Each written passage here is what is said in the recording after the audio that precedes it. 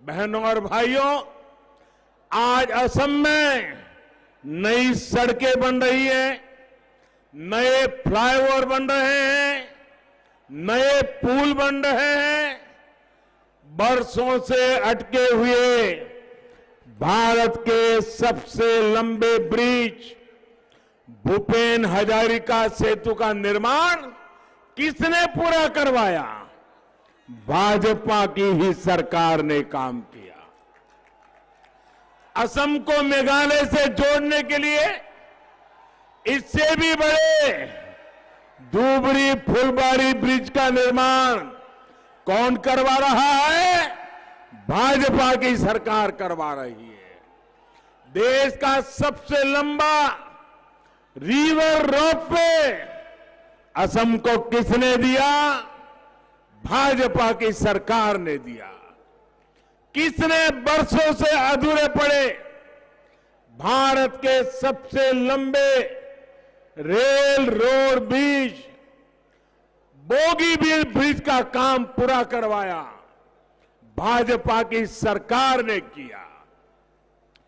चाहे air root हो, rail route हो, हाईवे हो, हम हर प्रकार से असम की भारत के अन्य हिस्सों में कनेक्टिविटी को मजबूत कर रहे हैं।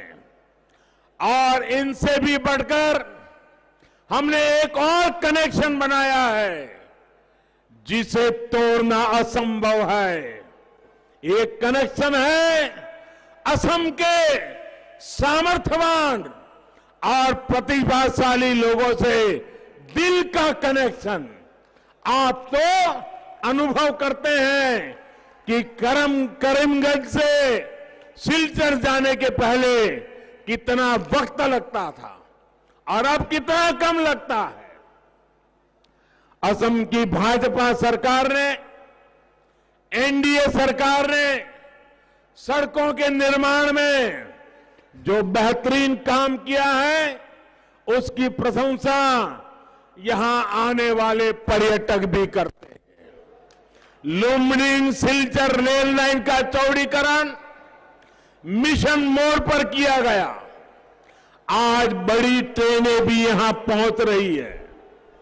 6 साल पहले तक सिलचर से लुम्बिनी और अगरतला तक लगभग आधा दर्जन ट्रेनें चलती थी।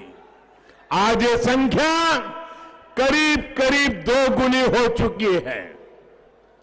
आज बराक वैली, दिल्ली, गुवाहाटी, डिब्रूगढ़, कोलकाता, त्रिवेंद्रम और अगरतला से कनेक्ट हो चुकी है। बहनों और भाइयों, आज एक तरफ भाजपा की नीति है, भाजपा का नेतृत्व है और भाजपा की नेक नीयत भी है। वहीं दूसरी तरफ कांग्रेस है जिसके पास न तो नेता है, न ही नीति है और न ही विचारधारा है। आज कांग्रेस इतनी कमजोर हो गई है, किसी भी हद तक जा सकती है, किसी के साथ भी हाथ मिला सकती है। ये विचित्र स्थिति आज पूरा देश देख रहा है। पश्चिम बंगाल में जिन वामपंथियों के साथ वो लाल सलाम कर रहे हैं, उन्हीं के साथ केरल में नूरा कुश्ती चल रही है।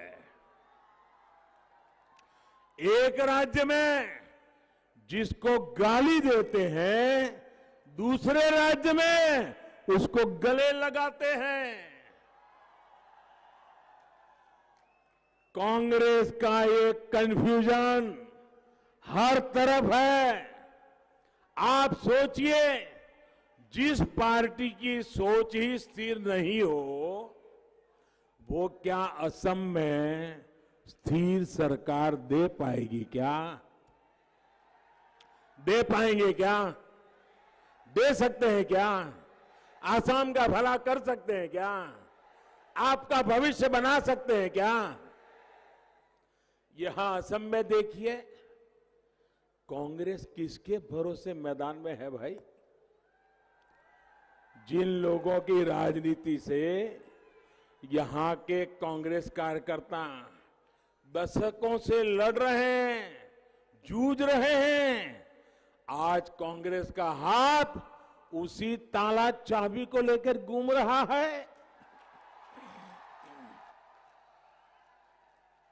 साथियों, वोट के लिए किसी को भी धोखा देना ये इनके जहन में है, इनके स्वभाव में है। यहां असम में भी धोखे और भ्रम का एक वीडियो मुझे भी देखने का मौका मिला है। आपने भी जरूर देखा होगा। इस वीडियो में यहां के कांग्रेस के नेता आपस में मंच पर ही झूठ का घोषणा पत्र बना रहे हैं। बताओ, और घोषणा पत्र बनाने में बहुत मेहनत लगती है, लोगों के विचारों को जानना पड़ता है, विचार विमर्श करता है, खजाने की स्थिति क्या है वो समझनी पड़ती है। लेकिन कांग्रेस का घोषणा पत्र तो सिर्फ घोषणाओं के लिए होता है, इसलिए वो 2-3 लोग मंच पर ही घोषणा पत्र बना लेते हैं। इस वीडियो में वो अपनी कलई, अपना जुड़ खुद ही खोल देते हैं। वो कहते हैं कि सिर्फ घोषणा कर दो, घोषणाएं पूरा करने के लिए नहीं होती हैं। ये कांग्रेस के नेता खुद कबूल कर रहे हैं, वीडियो मौजूद है। यही काम इन्होंने देश भर में किया है। ये लोग जानते ही नहीं कि देश की जनता कितनी समझदार है। अब आज देश की जनता की आंखों में धूल नहीं झोंक सकते हैं। ये लोग जमीनी सच्चाइयों से पूरी तरह कट चुके हैं। भाई और बहनों, आज गरीब से गरीब को, चाहे वो किसी भी मत मजहब का हो, उसको सरकारी योजनाओं का पूरा लाभ है, बिना किसी भेदभाव के मिल रहा है। कोरोना संकट के दौरान महीनों तक मुफ्त राशन हो, आर्थिक मदद हो या मुफ्त गैस सिलेंडर, हर लाभार्थी को बिना किसी भेदभाव के दिया गया है। आज दलित को, आदिवासी को असम में बिजली और गैस कनेक्शन, हर गरीब को पक्का घर मिले, इसके लिए भी तेजी से काम हो रहा है। आयुष्मान भारत योजना के तहत असम में 1.5 लाख से ज्यादा मरीजों को मुफ्त इलाज मिल चुका है। बराक वैली सहित असम के 27 लाख किसान परिवारों को सैकड़ों करोड़ रुपए पीएम किसान सम्मान निधि से सीधे मिल चुके हैं। इतना ही नहीं, करीमगंज सहित पूरी बराक वैली की बहनों को अब घर में पाइप से जल पहुंचाने के लिए मिशन मोड पर काम चल रहा है। बहनों और भाइयों, यहां जो टी गार्डन में काम करने वाले साथी हैं,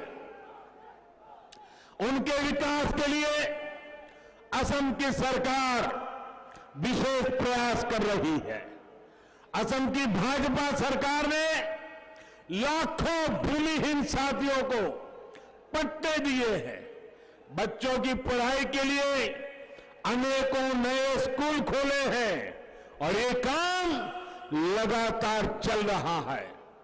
टी गार्डन में काम करने वाली गर्भवती महिलाओं को हजारों रुपयों की मदद की जा रही है ताकि वो खुद की और बच्चों की सेहत का ध्यान रख सके। हाल में केंद्र सरकार ने बजट में चाय बागान में काम करने वाले साथियों के लिए 1000 करोड़ रुपए का विशेष प्रावधान किया है।